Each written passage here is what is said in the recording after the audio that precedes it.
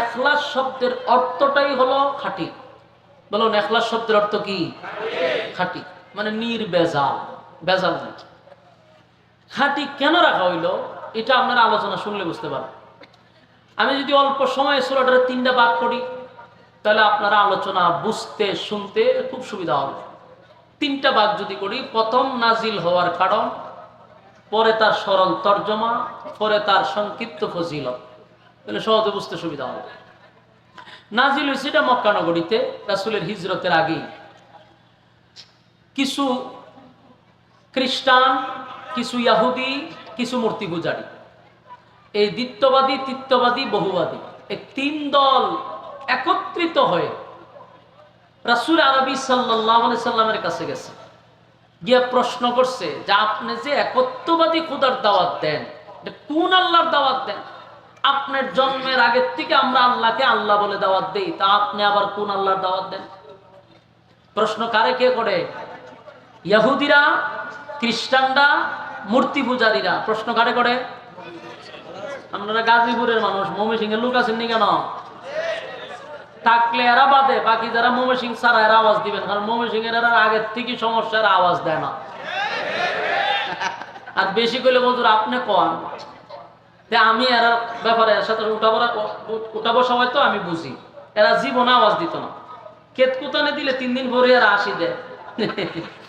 তাহলে বাকি যারা ডাকাইয়া থাকেন আল্লাহর রাস্তে একটু হ্যাঁ না ঠিক বেঠিক বলবেন নি, অন্তত পক্ষে আপনারা পিকআপ দেন।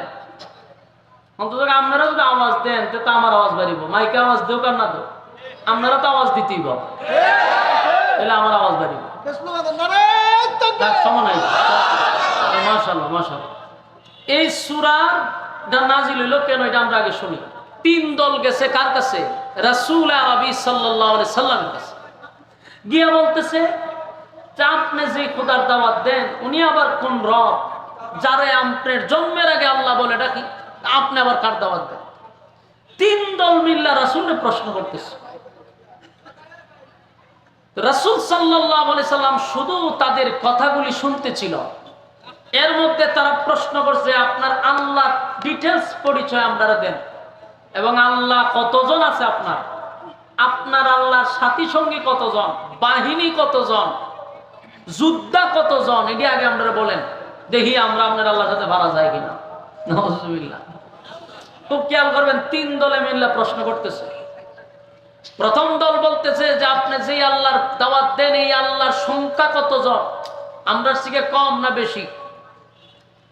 এরপরে প্রশ্ন করলো আপনার আল্লাহর কাজ কি, উনি কি করে খায়, কেমনে চলে, এগুলো বলেন। 3 নাম্বার হলো আপনার আল্লাহ বিয়া শাদী করছেনি, বাচ্চা কাচ্চা আসেনি, ছেলে মেয়ে কতজন, এটা বলেন। 4 নাম্বার হলো আপনার আল্লাহর শক্তি কি পরিমাণ, সেটা বলেন। বলুন কে কারে প্রশ্ন করে?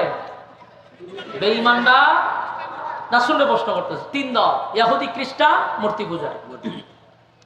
রাসূল সাল্লাল্লাহু আলাইহি সাল্লাম তো নিজের থেকে কিছু বলে না।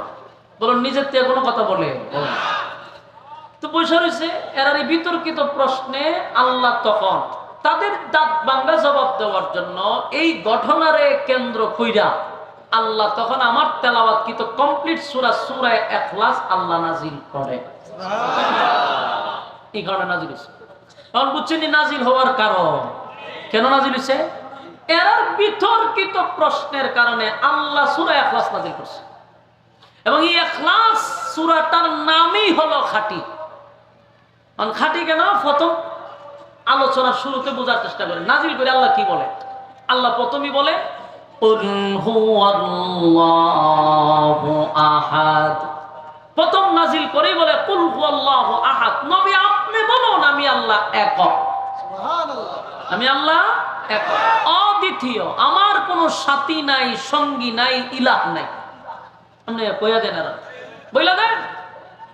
কারণ তারা যে আল্লাহরে আল্লাহ বলে আর মুমিন মুসলমানরা যে আল্লাহকে আল্লাহ বলে, এই আল্লাহ বলার মধ্যেও হেদের বলাটার মধ্যে বেজাল আছে, আমরার বলার মধ্যে বেজাল নাই। কেন বেজাল আছে? আমরার মধ্যে বেজাল নাই কেন? কারণ তারা আল্লাহকে আল্লাহ বলে ঠিক, কিন্তু আল্লাহকে এক আল্লাহ বলে বিশ্বাস করে না।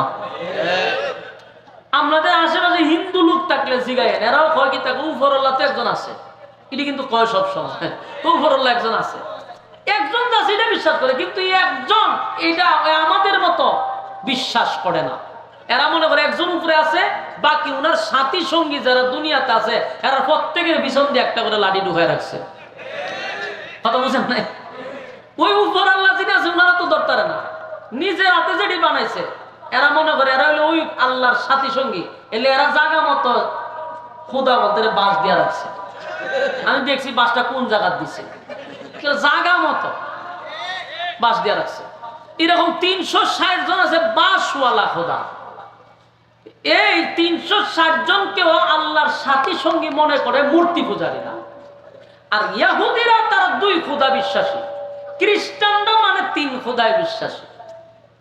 আর মুমিন ইমানদার আমাদের রব কয়জন?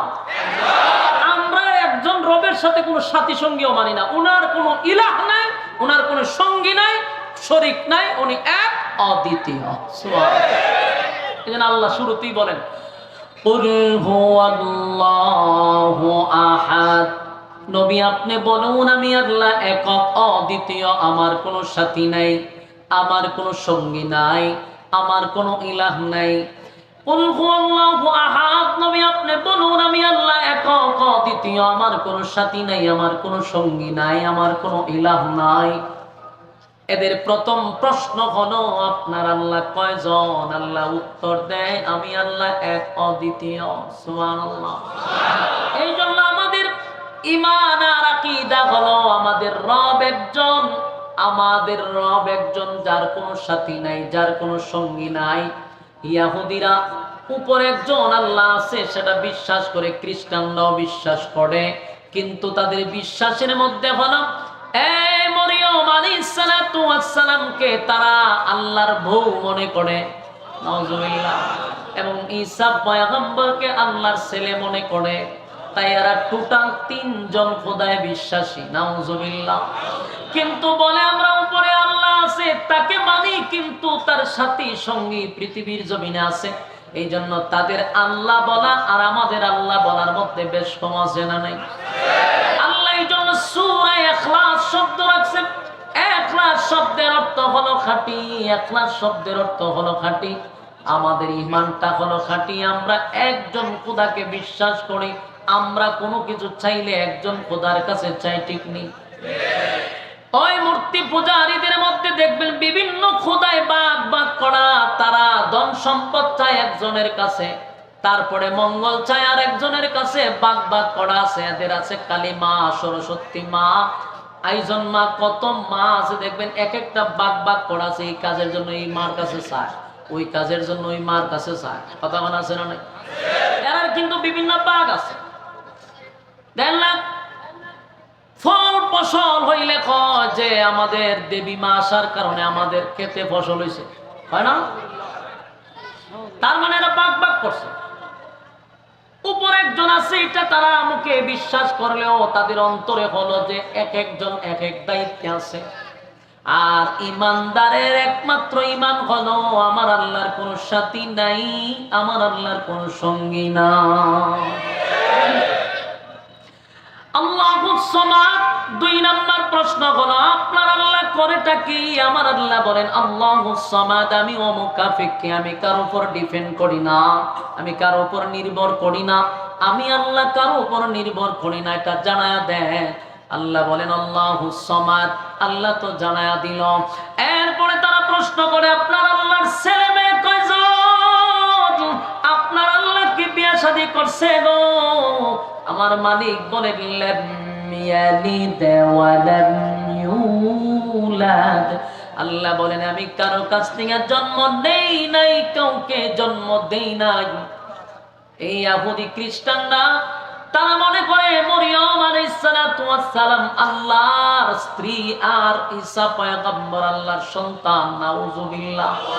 রব্বে কারীম স্পষ্ট জানায়া দিলেন ইয়ালিদ ওয়া লাম ইউলাদ, আমি আল্লাহ কারো কাছ থেকে জন্ম নেই নাই, কাউকে জন্ম দেই নাই।